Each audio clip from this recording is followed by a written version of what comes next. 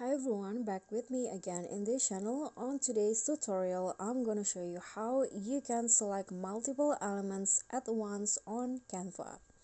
So here I've already opened a design on Canva, and to select multiple elements, you just need to click on one of the elements that you want to select. For example, I want to select this elements right here.